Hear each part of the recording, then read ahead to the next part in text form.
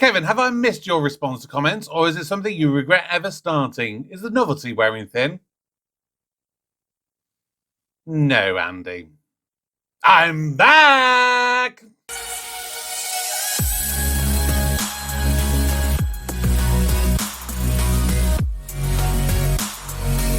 Hello, everybody, and welcome back to the channel. My name's Kevin. I'm a geek. You are watching Kevin the Geek. Welcome to responding to your comments, the end of the year edition. I am so very sorry that I have not been able to put out my previously offered responding to comments video for October, November, and so I'm really sorry about that. Please accept my humble apologies for that one. Life just got in the way. Because to make this video, it does take quite a large amount of time in comparison. You know, if I'm making a half-hour video, you know, as a little reaction, or what do you call it? An hour's long reaction or something like that. You know, obviously I need the time to make the video, but then once I've done that, I just upload the file onto the computer, mush it together, which on average takes about 10 minutes maximum, you know, depending on if I need to make any adjustments or not, which most of the time I don't really need to. But yeah, I can have made the video within about an hour 15, there or thereabouts, and then I just need to export it, which is obviously the time that takes the longest amount of time. We're doing these ones because obviously I've got to record it, and then I've got to put all the little edits together, and I've obviously got to put all the little the screenshots of everyone's comments and everything like that. It just adds up. So like I said, apologies, life has just got in the way over the last couple of months, so it is something that is always planned to be on a monthly basis, and and I'm happy to continue doing it. I do love making these videos because, like I've always said, it's weird doing this gig. It's really weird. Sometimes, you know, I don't feel any connection with anything because I'm literally sat in a room. I've got a green screen behind me. I've got a computer screen in front of me. I've got a couple of lights, and that's kind of it. But then when I speak to you guys, when I see like individual names cropping up, I go, there's that person, there's Andy, there's Brett, there's whoever. You know, it's nice because it sort of, you know, reminds me that there are people out there. There are other people on the other sides of their screens who are watching me be an idiot on camera and enjoying some of the stuff that you like, some of the stuff that you don't like, and we have conversations through the time and space. It's a weird thing to be doing, so I always plan on doing this if I can always help it. Obviously, if I had an editor, that would be even easier to do these kind of things. I could do more. I could do so much more, but as it is, I'm a one-man army, and that's all we can try and do. I'm going to try and make this not an hour and a half long video. You know, we're trying to catch up over the last 3 months worth of comments. I have tried to be a little extra selective this month because ultimately, you know how it works by now. You put on comments on some of my videos. I try and read through them. I try and pick out ones that I can find I can give some form of a response to, good or bad, you know. So I've had to be a little extra selective. Like I said, I could be here for hours and hours and hours every single time, but I'm not going to bore you to death with that. So bear with me. But I've got 38 comments in total to go through with you. So let's check it out. But make sure tomorrow, which will be on New Year's Day, it is going to be a video where I announce sort of a little bit about my plans for the coming year, but mostly about, you know, January and everything. So make sure you stay tuned for that and see what's coming up for the channel.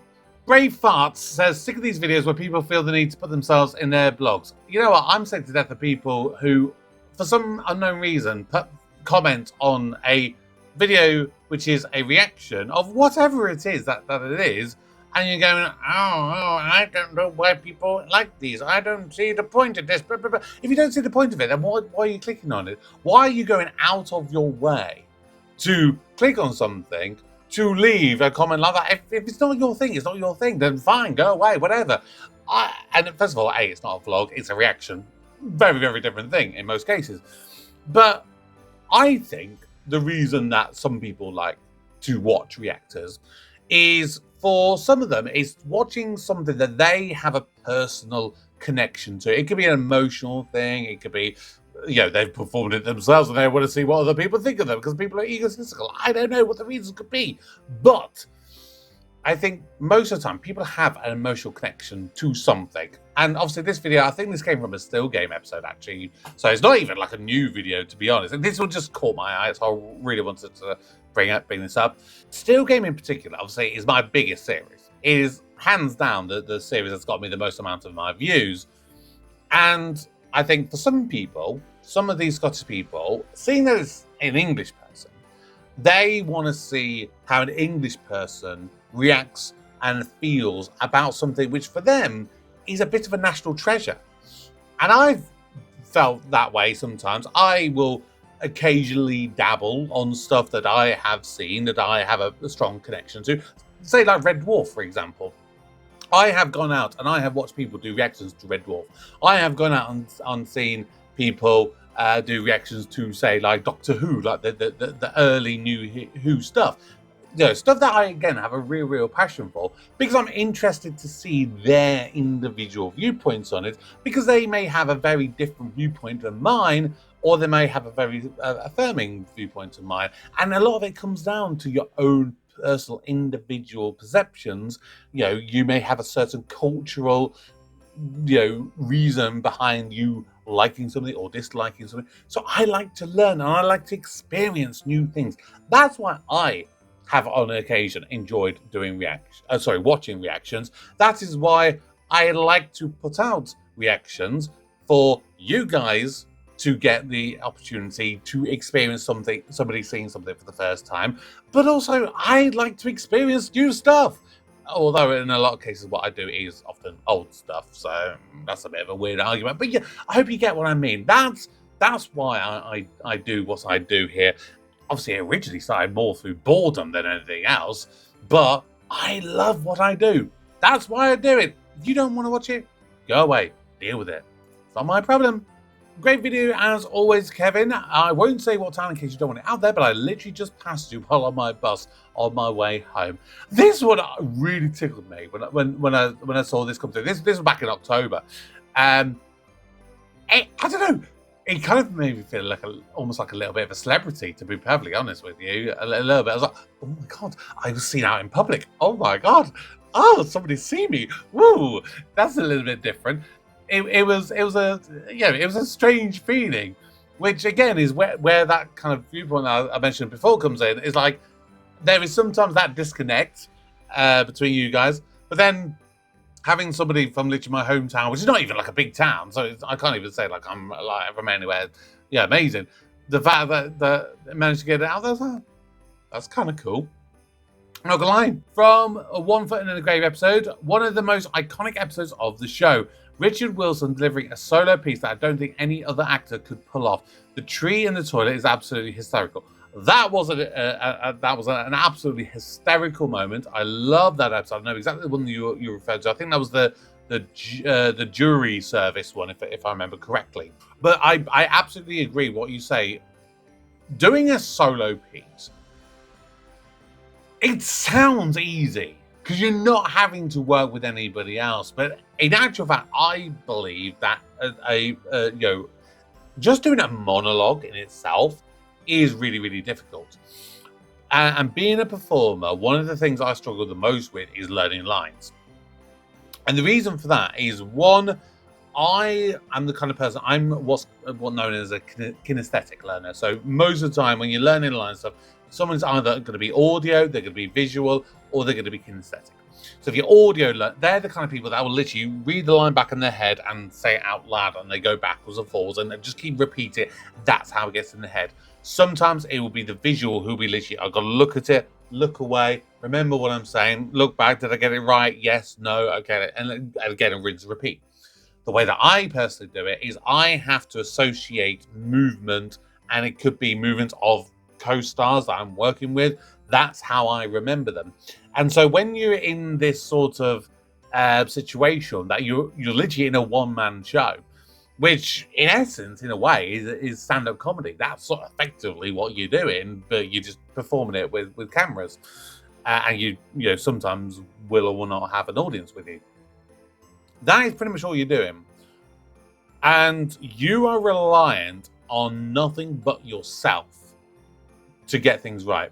Now, I think from a strictly sort of learning the lines point of view, he would have had it easier than say someone like Peter Kay would do. If he's doing a live piece of stand-up, he of course he's doing it live, and if he mucks up, he's got to muck up. He's got to get himself out of it.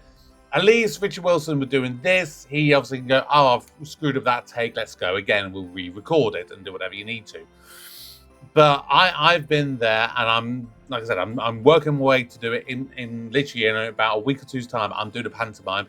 I'm going to be a dame on stage, and literally my first kind of section is 2 pages, which is just me. Literally is just me and nobody else. I literally come on. It's that scene where you go and you have that audience interaction and everything like that. You've got to sort of set up the storyline, tell everyone what's going to be happening. Then I have like a little kid who comes on, who's my son in the show, but he's a little kid. He doesn't say much, so it's mostly me having to interact with the audience and with this child on stage, and it's really difficult, really, really difficult. And I've got to that point where in the rehearsals they're sort of feeding me prompts when I need it, but I know half of it I'm not going to end up saying on stage. I'm going to end up riffing it and saying whatever I need to get me through the scene whilst having a bit of a laugh and having the comedy with it. But to do that, to be able to hold the engagement of the audience, to be able to deliver bits of comedy, bits of drama, bits of seriousness, all these different things that you need to be able to do, that does take a very special actor. It really, really does. And the one thing that I always do think about too is one of the series of where Peter Capaldi was the Doctor, the 3 series he did as the 12th Doctor. They're not the best regarded. They I think he's got a little bit of more appreciation as time has gone by. But the one episode that they can pretty much agree on is Heaven Sent. That is the episode where it is basically Peter Capaldi on his own. And in that, he absolutely nails that solo performance. And that's a very long-winded way of saying I absolutely agree that Richard Wilson is an incredible actor and can handle a solo piece. But yeah, that gives you some context of my thinking there behind that. I'm very new to your reactions and enjoy them. I wondered if you'd ever do a reaction to the show Are You Being Served? With any suggestion that I typically get, I will always add it to the list. I will say that there are very, very, very few shows that I'm absolutely no to straight off the bat. Most shows I'm willing to give a chance. Even something like, say, for example, I did an episode of The Office. I went into that knowing that when I had watched that in the past, I didn't enjoy it.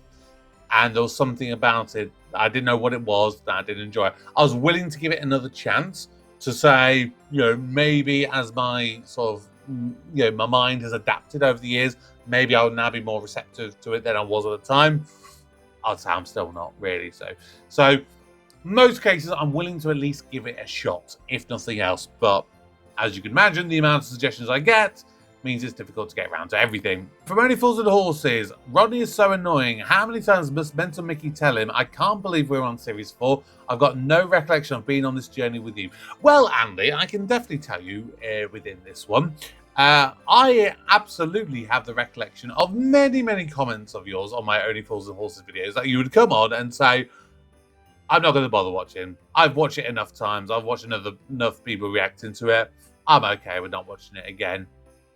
So that's probably why you got no recollection, because you've literally avoided most of my videos. Maybe you've recently started watching them, but I think that's the reason why, ultimately, with that. Only Fools and Horses does take a step up and takes many more steps up as the series progresses. Half of this series had been filmed, according to Nicholas, and was redone. So yes, you're right. Some of this was was before being filmed again. In a very roundabout way, that was me during the series 4 videos, like knowing that obviously, sadly, Leonard Pierce had died, admittedly not long before the filming not long after filming had started, he sadly passed away, which meant a bit of an urgent rewrite was required. And as I was watching it through, there was plenty of stories that I felt the dynamic definitely felt that it could have been Grandad in its place. And so I think most of those episodes were originally written with Grandad in mind. They obviously had to change it and probably make some tweaks here and there to fit in Uncle Albert as he came in. So Series 5 is going to be interesting, because I think that's where we're going to really see the dynamic between Rodney, Del, and Uncle Albert take shape, and we'll see where that dynamic, really is. You're a bit critical of the show, in my opinion. That is in response to Rhapsody Nesbitt and how extremely critical I think I've been of Series 5 of late. And I stand by my comments of Rhapsody Nesbitt. I stand by my statements. Doing this kind of gig, I am not going to enjoy everything I watch. Just the same as if you're literally just sitting down and you're watching TV, you're flicking through the channels, you are not going to like every single thing that you landed on, even if you watch every single bit of it, which obviously I know you can't. The fact is, I am doing this, giving you my honest opinions and my honest bits of feedback. I will say if I like something, I will say if I don't like something. Maybe you think I've been overly critical of something. However, my defense to that will always be that when I have seen something good, I know the standards that I'm now going to set for that show. So if you drop your standards, which in my honest opinion, the Rhapsody Nesbitt standards have been slipping, and I don't think that the episodes have been as strong for the most part. Again, there have been the odd exceptions to the rules, but for the most part, I don't think it's been as strong for a little while. That's my personal viewpoint. You may completely disagree with me, and that is absolutely fine. We're open to having a good, honest debate on this channel. We are open. If we're trying to have a bit of a bitching fight with each other, no, that's not acceptable. But if we can have a good, honest debate about it, then absolutely we can do. I love camping. It's actually underrated. It's so funny, especially that overbearing mum. Yeah, so I mentioned The Office a couple of comments ago. The Office is a weird show like that, and Stath's Flats I've done an episode of. They're kind of examples of cringe comedy that I really don't like, and I don't know why I don't like them. Camping is equally a series that is cringe comedy, but I really like. And again, I don't know why. Maybe it's the creepiness of it, like especially that last episode. I think it was the last episode 3, where the mum was having to lie down and she had some self-relief to try and cure her migraine, and the creepy guy from the house who was loaning the field to them, he just sort of was watching it, and the noises like that as he's watching her pleasure herself, shall we say. So yeah, it's a really weird show. I'm kind of hoping that she gets a bit of comeuppance and that someone really sticks it to her, because the way that she's been about the kid, no, not a fan of. The Brass Eye episode, this was the cake episode, I think it was called. No need to cut anything out. All the celebrities were completely unaware and thought cake was real. Absolutely, I did need to cut a certain celebrity out of that episode. And again, if you have ever watched that episode of Brass Eye, you will know exactly which celebrity I cut, and you will know exactly why. When it comes to things like that, I don't want people like that on my channel. It's difficult because I will do some shows sometimes and I won't even realize that a person who has done a dishonest deed or whatever you want to label it, I may not realize, if it's someone that I'm not overly familiar with, they may slip through the net.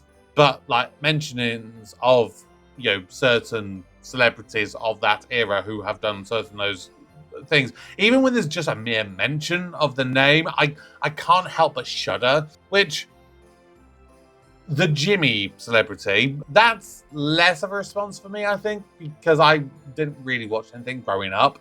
It was before my time. The Mr. Harris person, that one, yeah, I was a kid and I watched a lot of that stuff. I really enjoyed his programs as a child. So in a way, it really tainted my childhood. So that is why I cut them. Ultimately, with that, Home with the Braithwaites.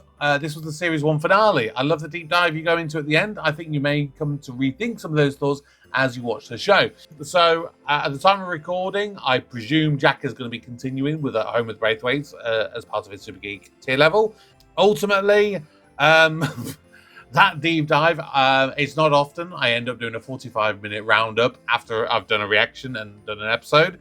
That one, I kind of felt I needed to really deep dive into that. Some episodes I will literally do a 5-minute roundup at the end. Some it will be a bit longer. It ultimately depends on what I'm watching and what I'm feeling at the time. I've watched all episodes of Dinner Ladies many times and it never gets old. The combination of Victoria Wood's writing, great casting and stellar performances just make it perfect. I cannot think of a show that in 2025 I have watched that I have loved more than Dinner Ladies. And I really have been trying. I've really been trying. You know, I think One Foot in the Grave would really give it a run for its money. I've really enjoyed Outnumbered, what we did with there.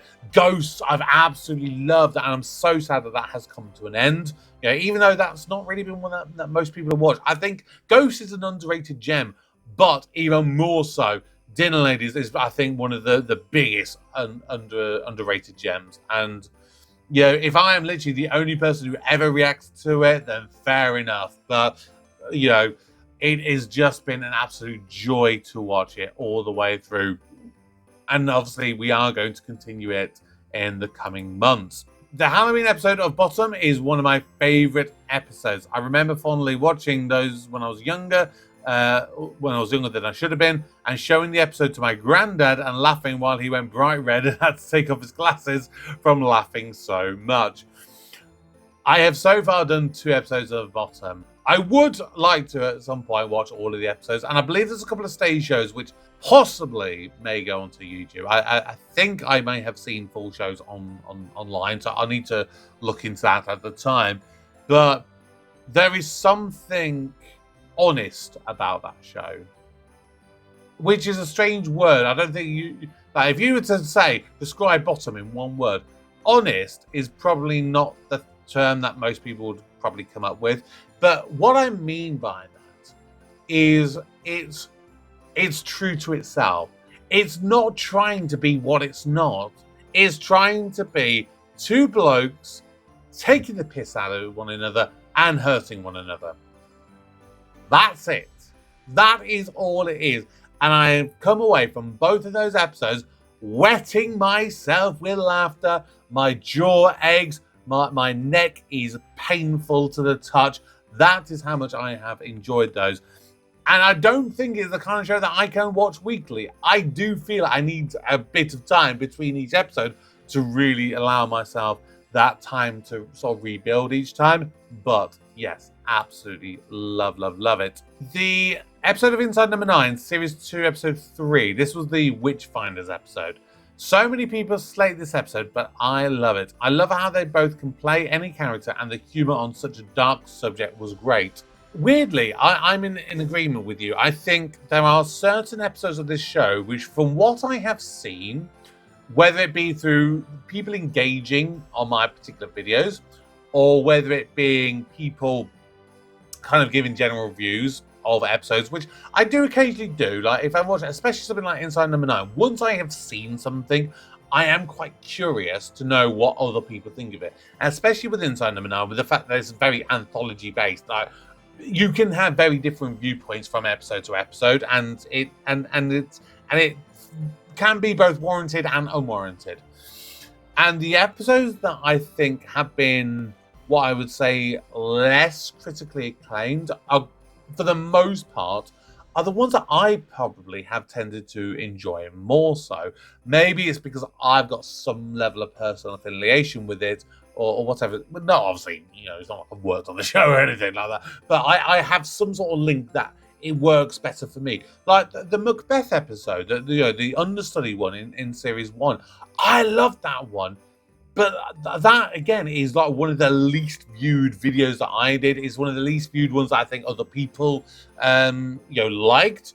So, and I get it. It's a very nuanced kind of piece. But again, that's probably why I am drawn to it a little bit more so.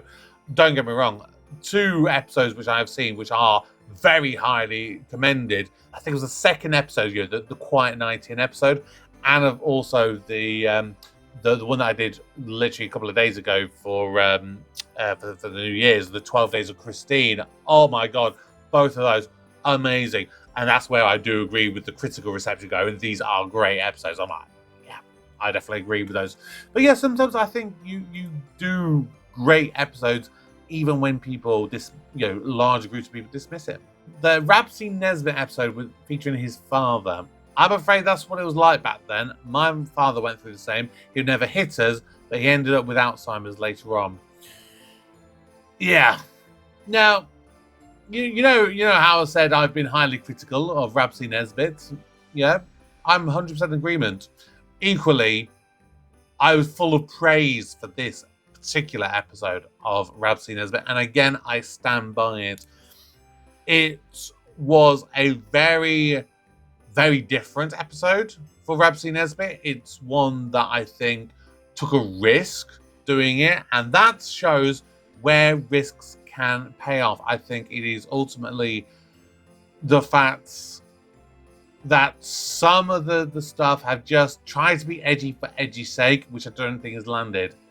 That had heart, it had emotions, it had that human connection, and that's why I particularly liked that particular episode. To answer your question from the High Life, yes, Alan Cumming and Forbes Mason were an established double act in Scotland under their aliases of Victor and Barry. Indeed, they adapted these characters into Steve and Sebastian for this sitcom, which they co-wrote, yes, even the song you love so much. Forbes appeared on the Stan Laurel waxwork on the Red Dwarf Series 4 finale, Meltdown. After you mentioned that, I did go back and I rewatched that episode. I did not make that link. I even, knowing it, I'm still struggling to place it a little bit. It was still quite difficult. I did eventually kind of see it, but it took a little while on that one. From what I understand, a second series was written and was planned to be made, but Alan Cummings' Hollywood career taking off sadly put paid to that. However, the cast are reuniting for a musical adaptation of The High Life next year, which I have tickets for, so I'm so pleased you're reacting to this underrated gem. Very underrated. I thought that was hilarious. I thought it was absolutely brilliant. And I am going to complete it. I absolutely will at some point find time to complete The High Life. I think the opening song was very much a bit of me. Very, very, very much me. But ultimately, it was fun. That's what I'm looking for sometimes. I want something that's just good fun. And that was really good fun. And I really enjoyed what we did with that one. I also did look into the potential of going and getting the ticket for the show after obviously having seen it and then realizing that the show was going to be performed. But there were no tickets close to me. So for me, with probably having to accommodate for things like possibly a hotel, for flights, for parking or the train fares, all the various things I would have to add up, plus of course the tickets, realistically I was looking ballpark at least £400 to £500 for sort of like a little weekend trip to go up and see the show, which I couldn't justify. I'm sorry, I would have loved to have gone and see it. So if they put the show on tour, absolutely I would gladly get tickets and see it. That shopkeeper impression went a little bit Hannibal Lecter. I think that was a Good Night Sweetheart episode, if I remember correctly, that one. Didn't mark down which one it was. Please, can I ask somebody to set a reminder, kind of about September time? Can somebody remind me to do a reaction to The Silence of the Lambs this Halloween? Please, somebody, can you try and remind me? Because I tell you what, I have wanted to watch that movie for such a long time. I'm not a traditional horror fan, and I've never shied away from that fact. But that is a movie that I know it. I think it won like all of the top 5 like accolades for like the Oscars, and I know for definite it was the last movie that literally won Best Picture, Best Actor, Best Actress, literally all 3 of those. Which is that even possible anymore? Because did I remember reading rightly that there was a thing where they said they were getting rid of like Best Actress and just having like Best Performer? Or am I making that up? Was that like a music award thing? It might have been that actually. Now I think about it. But regardless, I think it's a movie that has always intrigued me. There's certain like lines and quotes and like effects that people kind of talk about that I know have come from that movie. But beyond that, I don't know anything about it. But I think it's going to be something that I would enjoy. Because somebody said to me, if you liked Seven, which I have seen, and I fucking love that movie. I love that movie so much. What's in the box? They're like, if you like Seven, you will absolutely like Silence of the Lambs. So please, somebody try and remind me to watch Silence of the Lambs for Halloween. Just came across your channel and binge all of your Line of Duty reactions. Just wondering if you have any plans to bring this back. First of all, I'd love to know how you managed to binge all of my reactions, considering that pretty much all of my reactions have been lost to the ether because I put them originally up on Dailymotion, and this was before I thought it would be a good idea to back them up because they basically got deleted from Dailymotion and I have no backup copies. So if you have them, please send them my way and I can re-upload them and put them somewhere. This is a question I do get asked a lot. Will I carry on with Line of Duty? And I've always said I want to. But because I've sort of lost those original ones, I don't know if I would or not. The fact that they're doing another series, I'm kind of now thinking, maybe I should. Maybe I should. So I'm more leaning towards I will continue it. But therein still lies that question, what do I do with the first 3 series? Do I rewatch them? Do I redo them as reactions? Because I kind of remember what happened, but it has obviously been about 2 years now as well. So I don't know. Give me some suggestions. Give me some input. Let me know your thoughts. With Ghost, I will forever love the fact that they chose to end this entire show with a gay joke. When the episode aired, the Christmas special wasn't announced yet, so this was literally thought to be the last scene of the show. I'm also very glad that Julian didn't actually apologise. It fits him so well that he's just talking himself out of another bad situation without showing actual remorse. That I do agree with. When I'm talking about things like Bottom being a true show, Ghost is another one where every single time, every character has never deviated from what they have always been. And I love that about it. I think the first part of your comment there, saying I love the fact that they chose to end this entire show with a gay joke.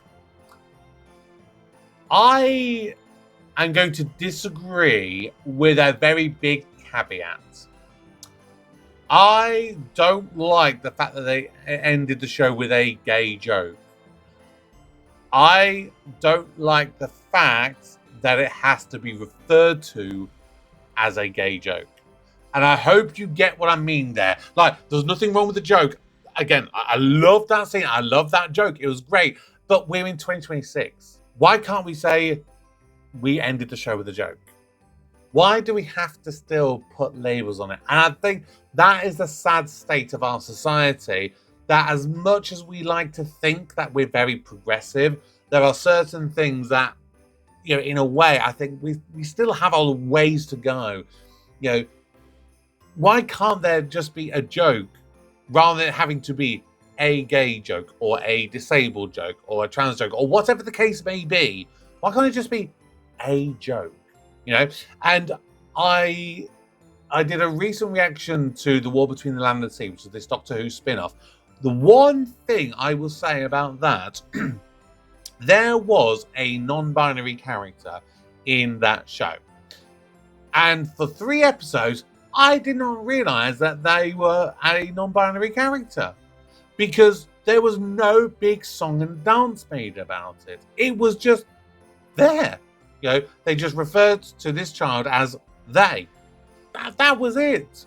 There was no big thing going, hey, look here, we have a non-binary character. There's no shouting about it. It was just there.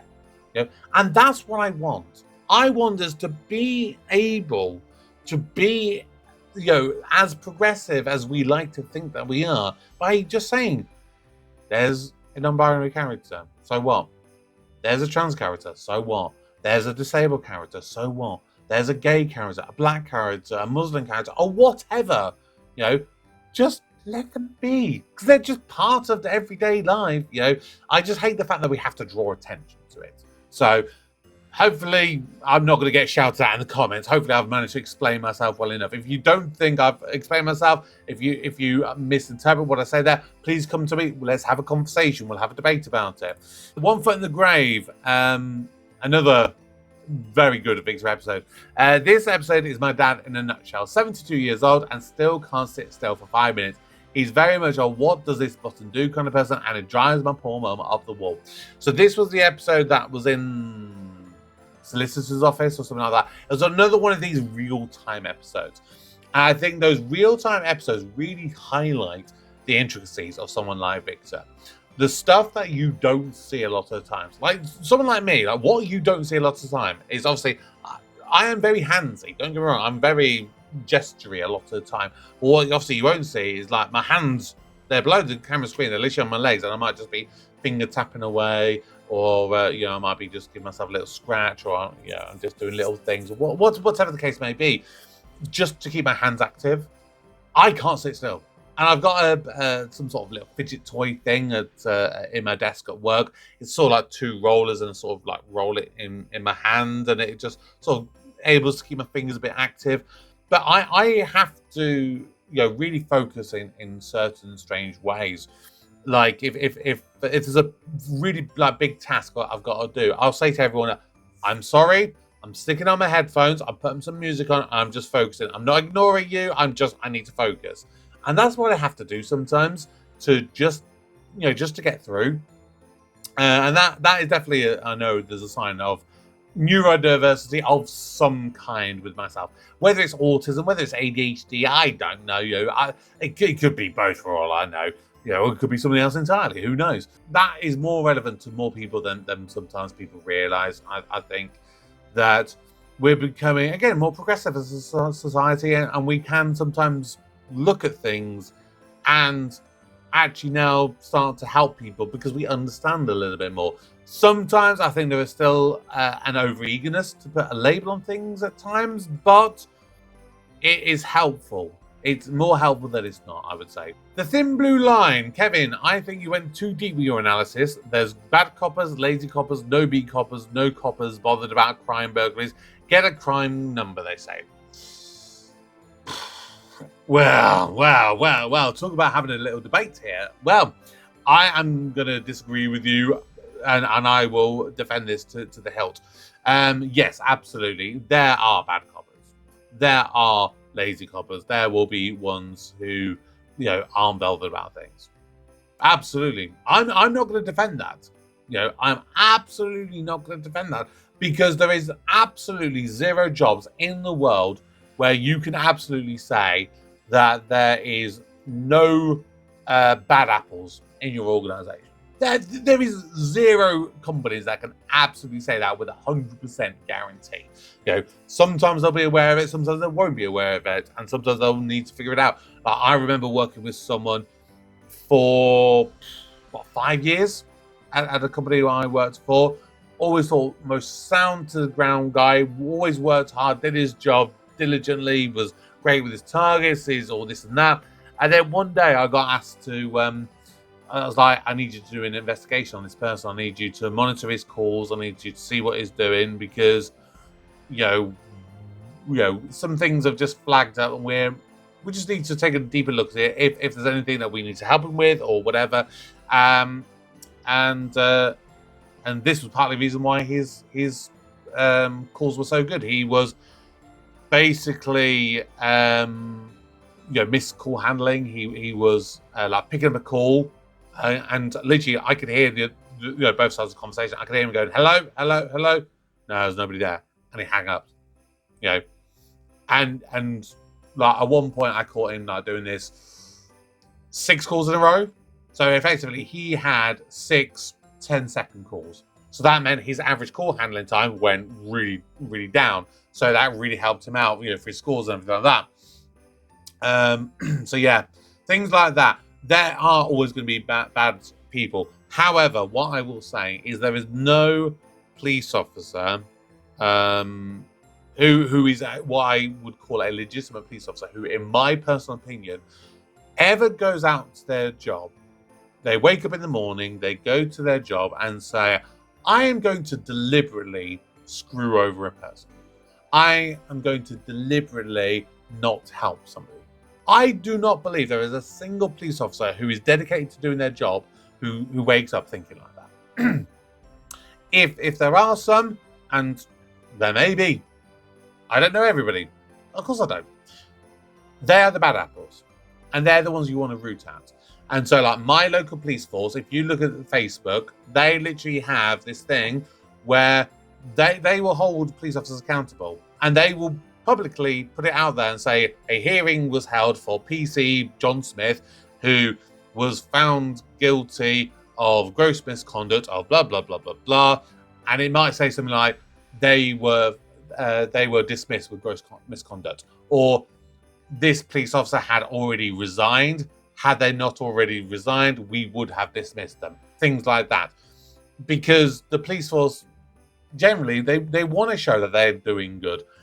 There will be things that count against them, don't get me wrong, as will any business. I've worked for businesses, and things like budgets will always be a massive thing that you're fighting your head against a brick wall about.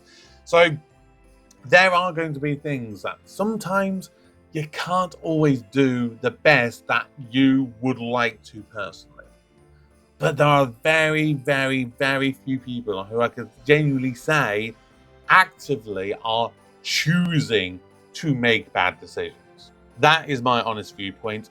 Most police officers that I have ever worked with or responded to, or they've had to come to me about anything, like in retail when we have shoplifters, for example, they've never been anything other than diligent about their job. Can they necessarily do anything? No, not always. Sometimes, is it the most of saying this is a crime number? If we can manage to do more about it, we will. Yes, absolutely. Because partly, sometimes it'll be for insurance purposes, you need obviously a crime number. But sometimes there will be crimes that we don't manage to get at the time. And obviously, doing the job that I do, working within the judicial sort of things, I will sometimes see a crime where someone's been picked up on, say, like a drink driving charge or something like that. And then I will see an additional charge from maybe like 3 years earlier. And it might be burglary or theft from a shop or whatever the case may be. Okay, it may have taken a little bit longer to get there, but they did actually get there in the end. Sometimes it takes time. Great reaction to Friday Night Dinner. Please don't wait so long to do the next one. Friday Night Dinner is one that is potentially going to be coming. Depends what's going to happen. So if you haven't already seen it, there is a poll on the community tab on the channel. So go over there, check it out if you haven't already seen it. But basically, I have put out a number of suggestions. Really, I believe it's going to be a two-way fight between Only Fools and Horses and Friday Night Dinner. But now that Outnumbered is finished, there is a weekly slot open. And of course, One Foot in the Grave is going to be coming to an end very soon too. So that will open up another one. So both of those will at the very least be a monthly show continuing on. But they possibly may become weekly. So if you haven't done it already, put your vote on the community poll. It's a sin. I cried as much this time as the first time. Having grown up through this time as a gay man, I can relate so much. I lost so many friends, and I was lucky. This was so real. I am so lucky my family loved me and still do, and yet so many people get rejected. Real, powerful, wonderful portrayal. And that's what I come back to. With that kind of thing, when I said before that I want to hope that we're past this point of saying, look at this. It's a gay joke. I want us to just be able to, avoid falling back into that territory of back in the 80s and 90s with this kind of thing. Okay, like hopefully the Western cultures will never get there. Hopefully some of these, these cultures, like your Muslim states and things like that, hopefully they can maybe become a bit more progressive in the coming years. Whether they will or not, I don't know. That's not for me to judge them for feeling the way that they do feel. But I do feel you should respect cultures. So I read something recently which really annoyed me. So when the Qatar World Cup happened, there was this whole thing about like a lot of countries wanted to wear this armband, like One Love, to be more inclusive, because of the laws and the cultures around homosexuality in Qatar and similar countries. It was very much a case of no, absolutely not. We should not do this. We should respect the cultures of where we are. Okay, fine, fair enough. If you want to go down that route, that's fair enough. However, we've now got a situation where in the World Cup next year in America, I believe it's in Seattle, if I remember correctly, there is a weekend where they celebrate effectively gay pride. It's not gay pride, but it's a similar kind of thing where they celebrate, gay culture and things like that. And the weekend that it happens to fall on is also a weekend where in that same weekend, you've got, I believe, if I remember correctly, I think it's Egypt against Iran. And so they're very much like, well, because we're going to be in there, you should be respecting us and not putting like rainbow flags up and things like that. But I'm like, hang on, no.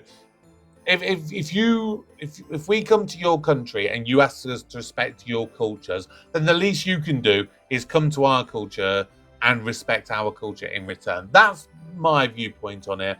Similar to, I think there's certain like Muslim football players who have come and played for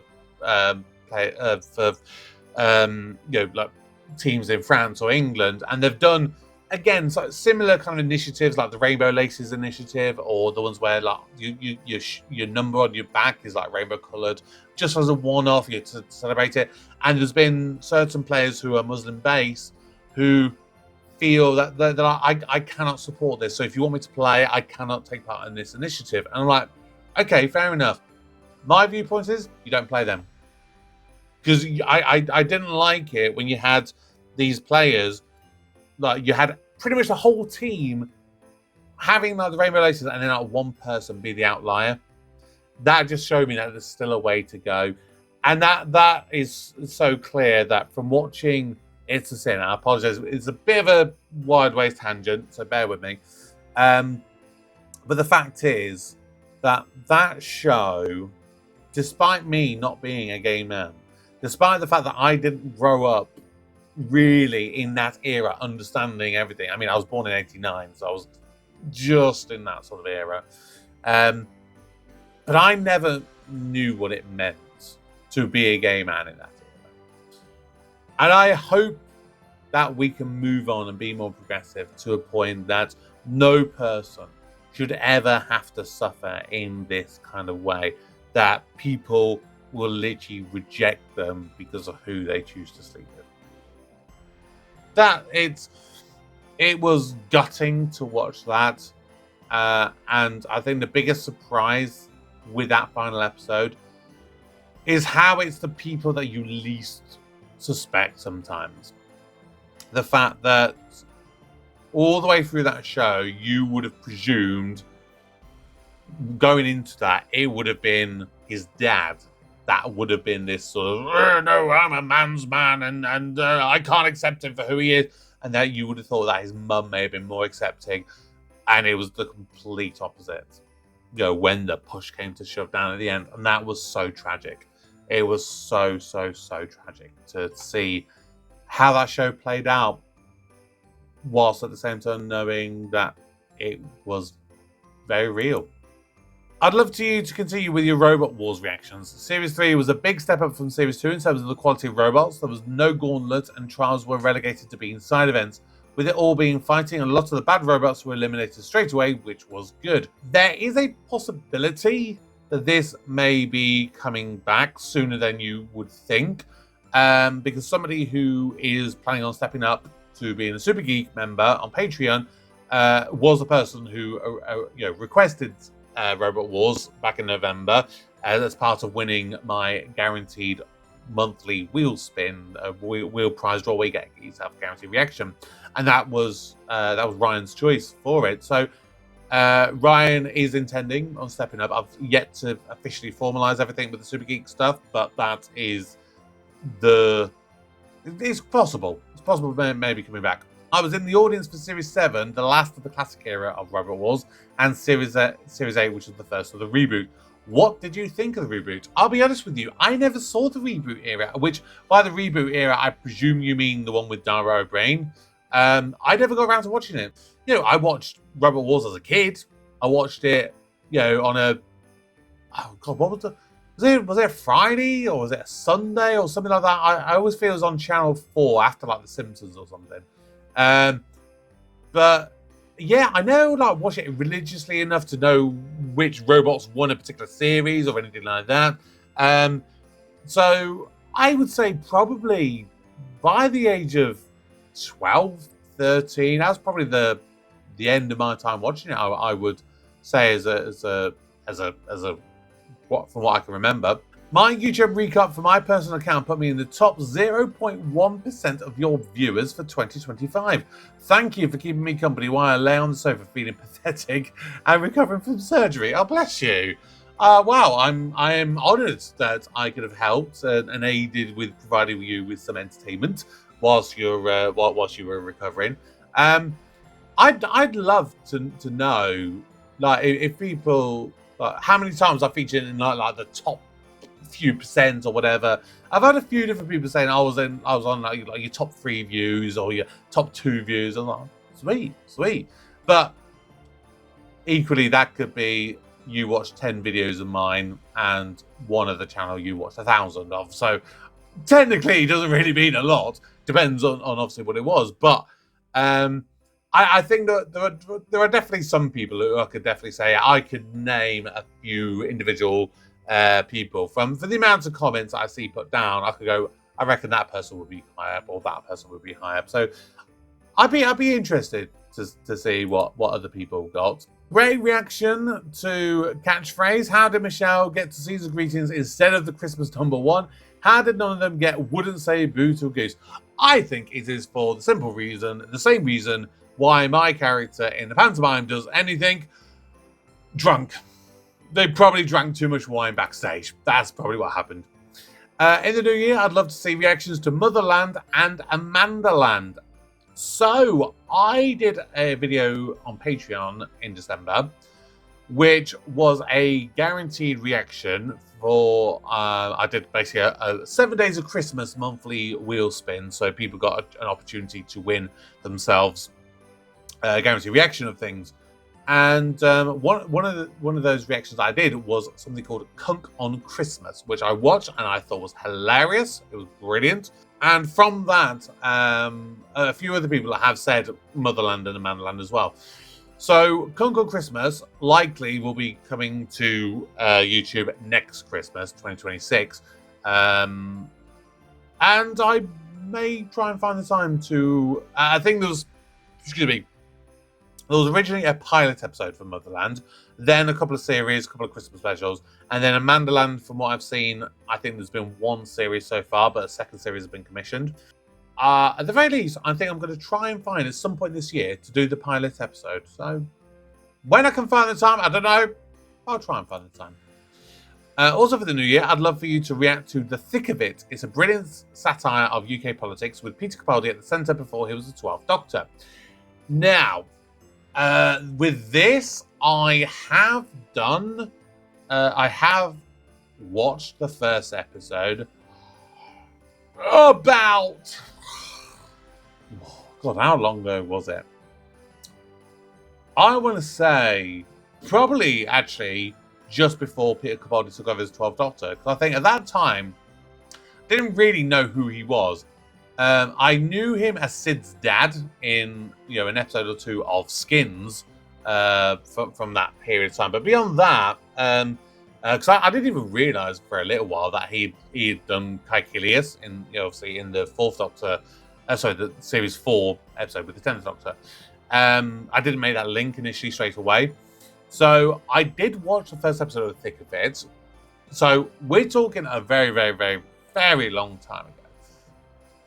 I don't remember thinking that much of it, but as with anything, I'm always willing to give something a go.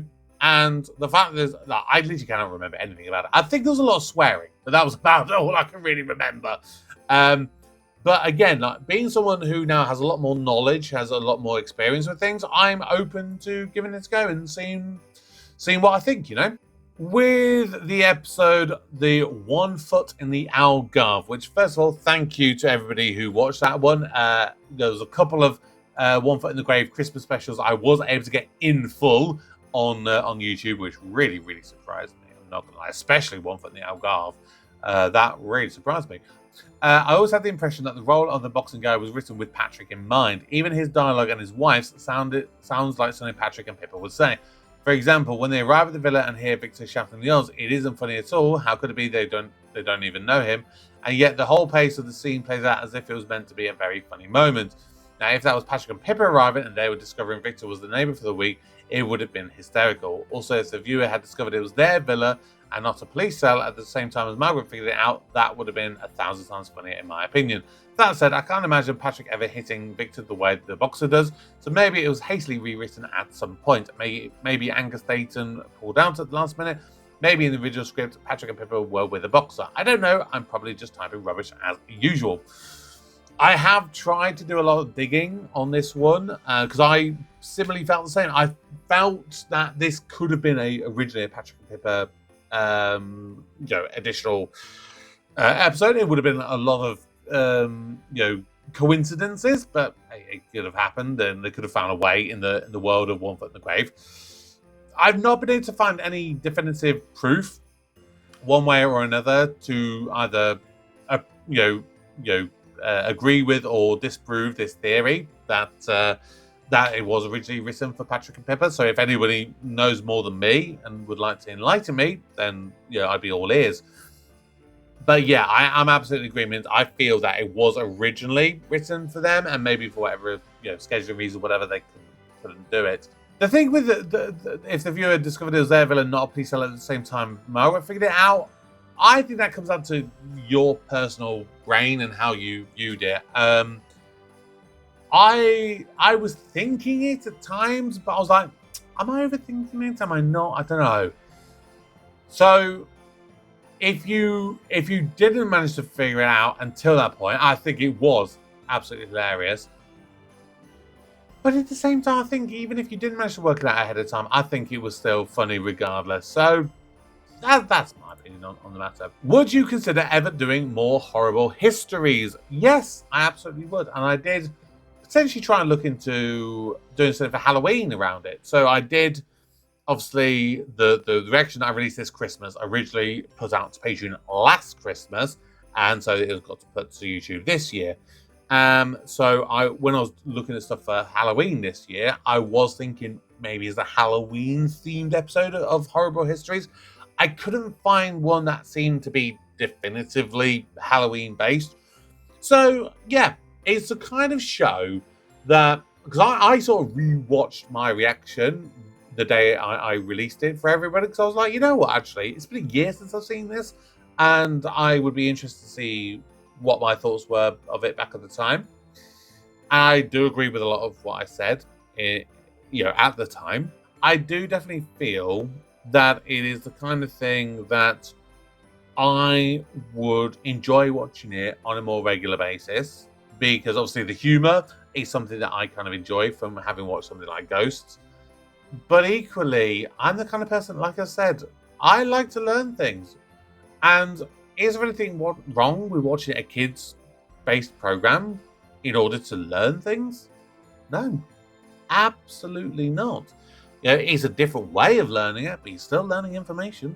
So I'm not opposed to doing more episodes of it. If people have specific episodes that you think might fit a certain theme or anything in particular, then please give me a heads up, give me some ideas, and we can go from there. With the Star Wars Holiday Special, the hopeful happiness of the cold open to only have it changed to abject horror. The experience of all who watch the Holiday Special for the first time. Yeah. I'd heard for years how bad the Holiday Special was. How much the cast of it hated it. How much George Lucas hated it. So, when I got told, going, hey, you go, this is my choice of a guaranteed reaction, I'd like you to do this, all I wanted to do was put my head in my hands and hit my head on a brick wall. Oh, why? Why would you do this to me? Yeah, it was painful, don't get me wrong. It was painful, but I'm glad I managed to get through it. I'm glad I managed to showcase my suffering to you guys. Have you reacted to the blooper special of Not Going Out, or have you skipped that one? So, obviously, I'm going to talk way more tomorrow in my monthly plans video / yearly plans video. It's a bit of a combination one. But the basic thing with Not Going Out, it is going to be on a brief pause until about May time, where I'm going to bring it back. But I am planning on doing, in January, the bloopers special. So yeah, just keep your eyes peeled in January for that. Back to One Foot in the Grave. It was great seeing Patrick and Pippa together, finally, for some extended scenes. My two favourite characters. They should make a sequel to this show, though, with just Patrick and Jacqueline. Now, I read something today, actually, that seemed to suggest at one point there was an idea for an episode of One Foot in the Grave where Victor and Margaret wouldn't have appeared, but you would have heard them. So it would have been solely focused on Patrick and Pippa. Presumably, I would say it sounds like it would have been like a real-time episode where you got them two in their house and you're basically hearing Victor and Margaret through the walls, basically. That is an episode that I think was a massively missed opportunity. I think that would have been a fantastic episode, and I would have really enjoyed that if they had done it. It definitely didn't spoil any of Blackadder that you might watch later. If anything, it was a really good introduction. So, yeah, when I was first told, maybe watch Blackadder's Christmas special, I was hesitant, not gonna lie. I was thinking, is that something that is going to be, spoilery for me? Considering it aired, I think, in between series 3 and 4, if I remember rightly. But it was fantastic. Absolutely fantastic. And everyone has basically said, no, you don't really have any crossovers. It's its own kind of little thing. Yes, there is technically a bit of a crossover with a couple of series, but again, nothing that is going to spoil anything for you. So, I'm trying to remember who made me watch. I think it might have been Jack. So thank you, Jack, for making me watch it.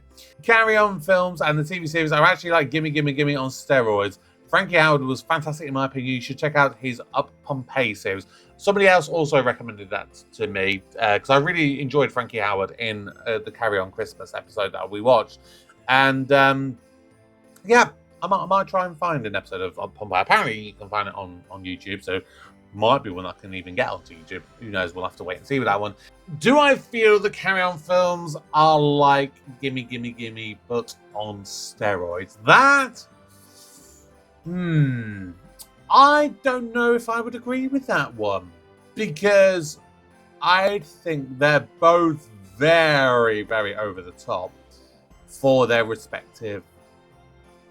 if you compare it to other stuff that would have been around at the time, I wouldn't agree. I mean, if you were to compare, let's say, Bottom to Gimme, yeah, you could definitely say that Bottom is like gimme, but on steroids, because that is so extreme. But if you try and think of it objectively and like compare it to other stuff that would have been around at the time, I think both of them are sort of steroid-based stuff, kind of compared to the relative, competitors of the time. So, yeah. No, I'm not going to agree with that one, but I get your logic.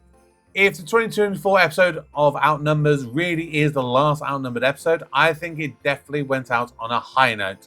Though your idea of something centered around Jake's family sounds decent, as Zara does remind me of Ben from the early seasons multiplied by 10. Also, now that you've completed the series, does this mean a show like Friday Night Dinner could also take the spot that Outnumbered had for weekly reactions?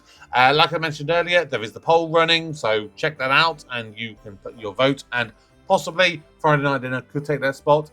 I think that idea that what I was talking about there, I think that seems to be a general consensus from some of the other comments that we're getting, that people kind of like this idea of having it, and I think it could tell some interesting storylines as well. You know, the fact that you've gone from having two parents dealing with three kids who are just crazy and trying to deal with all this kind of stuff, to see it from having, you know, the kids being the parents and now the grandparents kind of being a little bit like, haha, now you have to see what we had to deal with for those years.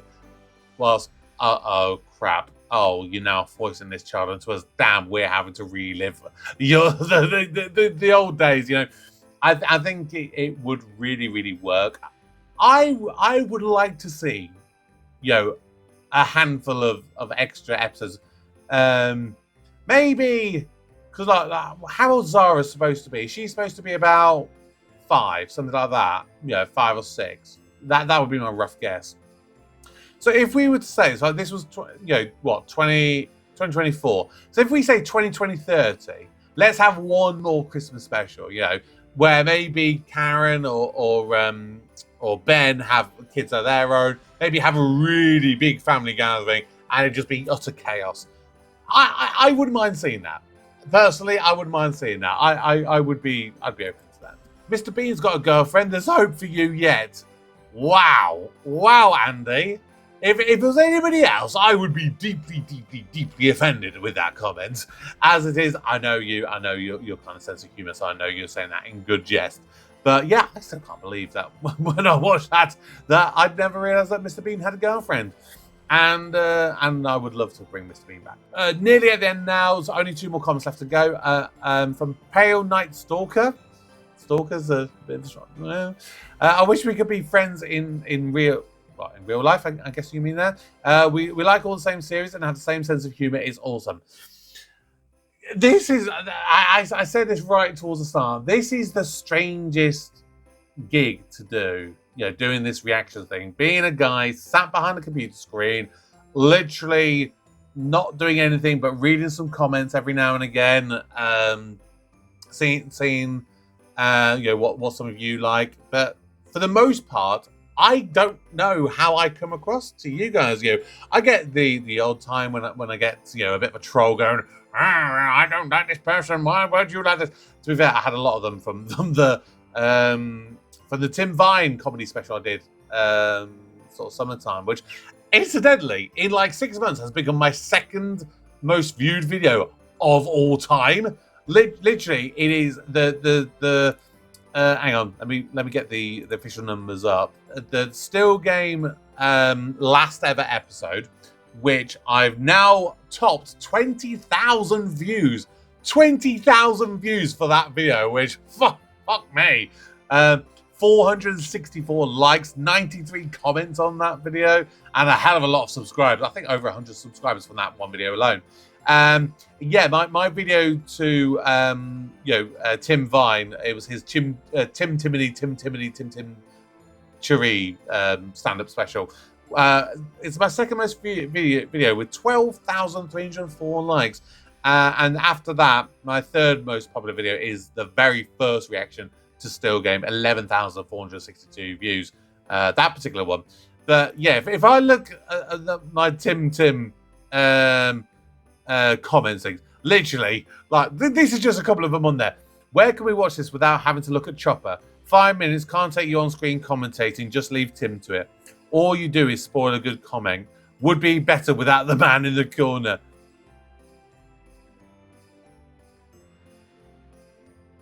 Yeah. Oh, yeah. You're just spoiling Tim Vine being there. You didn't get Tim Vine at all. Which, look, I said at the time, I think that long form content of the really short stuff it doesn't always lend itself to that. You know, I loved Tim Vine. I've loved him in Taskmaster. I've loved him in various different stuff that we've sort of done. I think he is absolutely great in what he does, but at the same time, not everybody is going to like everything. But that seems to be the most controversial one I've ever had with that one. But then someone else, someone said Taff316 recently did a reaction, and he was like, "This is good, but excruciating." And I think that's what it is. I think it's maybe that if you like that stuff, great. And I do like that kind of one-line comedy. I absolutely do. I watched Stuart Francis on stage. I thought he's fantastic. But even him, watching him live on stage, I'm like, this style of comedy, after a while, it grates a bit. But it's one of those that's like, you can only take so much. And I think his form, that for me personally, I think it works in its shorter, more condensed form. But that's just my honest viewpoints with that. But like I said, that's what I mean. With stuff like this, like I don't know what everyone else is really thinking. I'm just giving you my thoughts at the time, and then you guys watch me and you give your thoughts afterwards. But I never get to see your reaction to my reactions. It's a bit of a strange one. But like you're saying, I wish we could be friends in real life. To a certain degree, I do feel I have friends on here. In a very weird way, very weird meta way. I think. Like I said, I see certain commenters pop up every now and again on certain videos, and I do really appreciate what you guys bring to the table, and I do love the little snippets of conversation that we do have. If there could be a way of having a better dialogue, then give me suggestions. I'm all ears. Finally, back to the last ever Outnumbered special. I remember watching this last year, loved it, seeing them all back together again. Glad you enjoyed it. Hope it's not the end, and that'll be another Outnumbered special again soon, which again, I've already said I would agree with. Hope you had a Merry Christmas and a happy birthday in November when this special is set. Have a happy New Year. Here's to 2026. And that is the perfect way to round off this edition of Responding to Your Comments, which, apologies, has had to cover the last 3 months worth. It has covered October, November, and December of 2025. All I can say, it's New Year's Eve that this video is going out. Please accept my apologies for the lateness of getting these responses out to you. But know that I love each and every single one of you, no matter where you are in the world, no matter who you're spending your New Year's with. Just let's raise a glass and have an absolutely wonderful time in 2026 together. Until next year, my name's Kevin. I'm a geek. You've been watching Kevin the Geek. Happy New Year, everybody.